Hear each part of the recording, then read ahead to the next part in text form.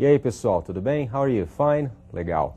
Hoje nós vamos estudar o passado da língua inglesa, ou seja, o Simple Past. Porque uma forma de passado nós já vimos. Já vimos o passado do verbo to be, was, you were, formando o past continuous. Porém, hoje nós vamos ver o Simple Past, o passado simples em inglês. Tempo, aliás, muito utilizado. Prestem atenção nos exemplos. We left yesterday morning and arrived last night. We left, nós saímos. Yesterday morning, ontem de manhã. And arrived last night. E chegamos ontem à noite. She worked hard yesterday, therefore she went to bed early. She worked, ela trabalhou. She worked hard, ela trabalhou muito, yesterday, ontem. Therefore, she went to bed early. Portanto, ela foi para a cama cedo. Vocês perceberam então que eu tinha worked e um ed ali no final. Isso me denota passado. Você tem um verbo com ed, está no passado. É o passado regular dos verbos. No primeiro exemplo, nós vimos o left, que é o passado irregular do verbo leave. Passado regular, passado irregular. Como é que é isso? Dá uma olhadinha nessa tabela. The Simple Past. Olha aí como é que eu formo o passado simples. Preciso dos pronomes que funcionam como sujeito. I, you, he, she, it, we, you, they. Depois, o verbo arrived, ou então went. E o complemento da minha frase. Se eu pegar o sujeito I, eu monto I arrived last night. Com you, you arrived last night. Com he arrived last night. E assim por diante. Com o verbo de baixo, I went to bed, ou então you went to bed, ou então he went to bed. Então, eu cheguei, I arrived last night. Eu cheguei ontem à noite. You went to bed. Você foi para a cama. You went to bed. Então, arrived é o passado do verbo arrive. Olha lá, tem um ed ali no final. Ele é um verbo regular. E went. Went é o passado do verbo go. Ele é um verbo irregular. Ele tem uma forma própria. Então, os verbos irregulares são aqueles que têm a forma própria. Passado de go é went, passado de leave é left, e assim por diante. Vocês podem descolar tabelinhas aí para dar uma estudada e tudo mais, né? Mas o mais interessante é que vocês leiam bastante. Leiam textos para que vocês aprendam esses verbos contextualizados. Agora, os regulares são fáceis, né? Os regulares terminam com ed, então você identifica com maior facilidade. Vamos observar mais alguns exemplos? The rescue team failed to find the pilot who disappeared. Dois verbos aí, failed e disappeared, e os dois são regulares. Então, o time de resgate falhou, ele não conseguiu encontrar o piloto que desapareceu. When he came home, he ate a huge dinner. Então, quando ele chegou em casa, ele fez uma grande refeição, ele comeu um grande jantar, ele fez uma grande refeição. Dinner é o jantar, e ate é o passado irregular do verbo eat, e came é o passado irregular do verbo come. Nós temos um verbo auxiliar também no passado, que é o did. No presente, do e does. E no passado, did. Olha como é que se escreve o did. Super fácil. D e D. E eu vou usar esse did na mesma forma que eu usava o do e does no presente. Eu uso did para fazer perguntas, eu uso did para fazer negações. Só tem um auxiliar no passado. Ele acompanha todos os pronomes, todos os sujeitos. Como os verbos também. Arrived serve para todos. I, you, he, she, it. Went serve para todos. É diferente do simple present, que você tinha aquela história do S na terceira pessoa. Nós não temos que nos preocupar com isso no passado. Só com a questão do verbo ser regular ou irregular. Vejam aí mais alguns exemplos. We stayed in Toronto, but we did not stay at a hotel. Então, nós ficamos em Toronto, mas nós não ficamos no hotel.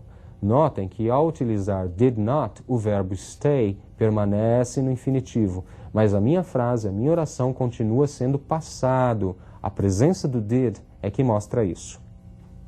She saw the horses, but she did not see the other animals. Então, ela viu, she saw the horses, ela viu os cavalos. But she did not see the other animals. Mas ela não viu os outros animais. Notem que o verbo see, o passado é saw. Na primeira parte da minha frase, eu tenho she saw, a forma do passado irregular. Na segunda parte, she did not see. Eu usei did not e o verbo volta para a forma infinitiva, mas a oração, a frase, ela está com sentido passado. Está lá o did para me mostrar isso.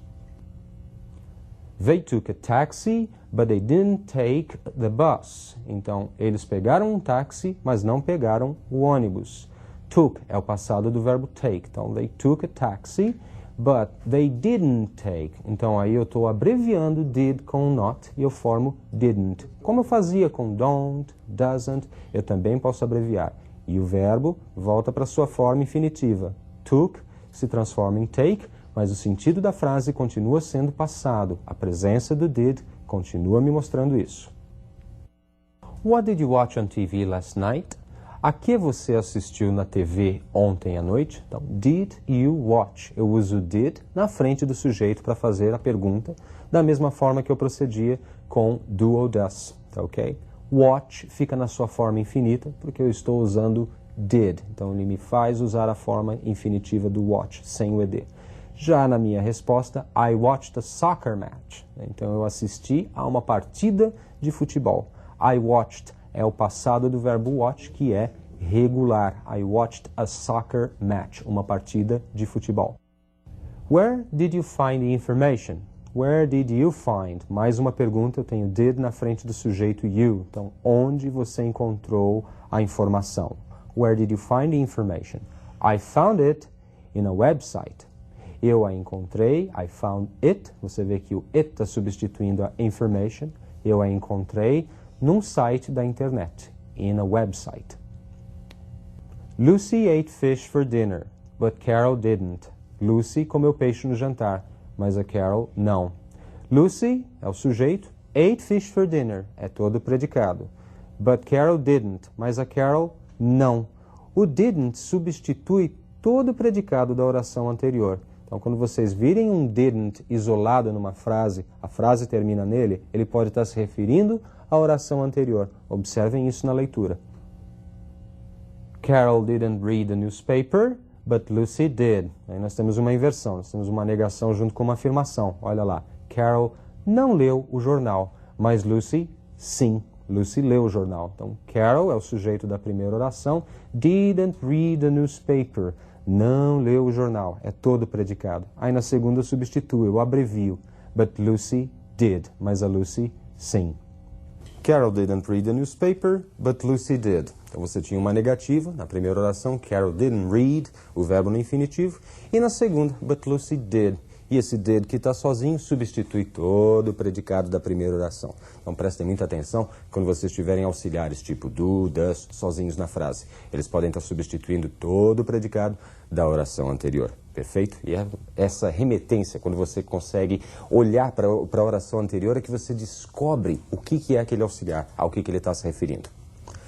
Eu preparei para vocês também um diálogo. Vamos prestar atenção nesse diálogo e ter um pouco mais de experiência de leitura? Vamos lá. What happened? I lost my ring. Was it valuable? Well, it belonged to my great-grandmother. Where did you lose it? I'm not sure. The ring was loose. When did you last have the ring? This morning. Hello? Hello, I'm Mary Smith. Is this Lucy Stern? Yes, I work at the hairdresser's. Did you forget a ring here? Yes. How did you know it was my ring? I found it on the floor and asked around. Your friend Susan remembered it on your finger. Great. And am I glad Susan has a good eye for jewelry? Good. Don't worry. Your ring is safe.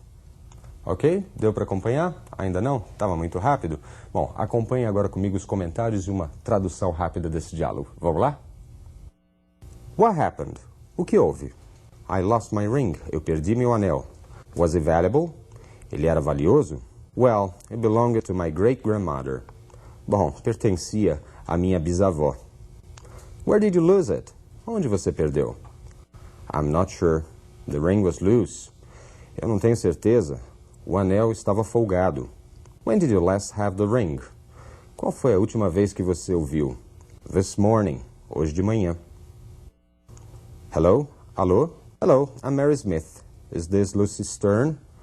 Oi, alô, eu sou Mary Smith. Aí está falando Lucy Stern? É a Lucy Stern? Yes, sim. I work at a hairdresser's. Did you forget a ring here? Eu trabalho no salão de beleza. Você esqueceu um anel aqui? Yes. How did you know it was my ring? Sim. Como é que você soube que era meu anel? I found it on the floor and asked around. Eu achei no chão e perguntei. Your friend Susan remembered it on your finger. A sua amiga, Susan, lembrou-se dele no seu dedo. Great. And am I glad Susan has a good eye for jewelry? Ótimo. E eu fico muito contente porque a Susan tem um bom olho para joias. Good. Don't worry, your ring is safe. Bom, não se preocupe, o seu anel está seguro. Ok? Vocês acompanharam a tradução e viram que, para eu entender o texto, para eu conseguir desmembrar esse texto e ter uma boa compreensão, muitas vezes eu sou obrigado a não seguir aquela literalidade, né? Eu não posso traduzir literalmente, palavra por palavra.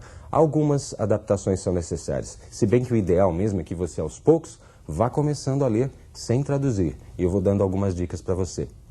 Falando nisso, vamos observar mais um texto agora. Olhem lá. Maria Sklodowska left Poland and moved to Paris when she was 24. While she was studying at the Sorbonne, she met physicist Pierre Curie.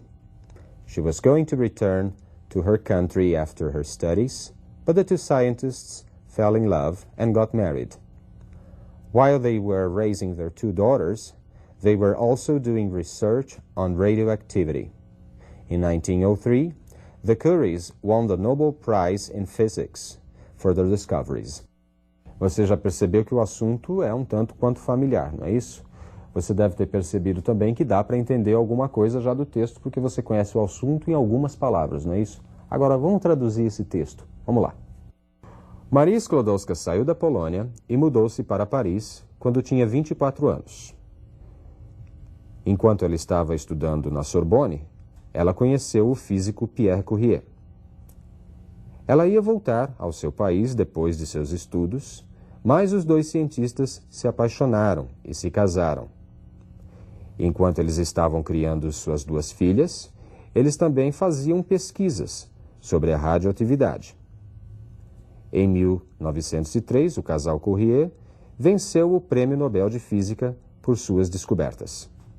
Percebeu a integração entre o Simple Past e o Past Continuous? Juntando os dois, formamos um belo de um texto. E é isso, né? São os textos que vão estar caindo nos vestibulares. E é com eles que nós temos que nos preocupar. Perfeito, gente. Nos vemos na próxima aula. Bye, bye.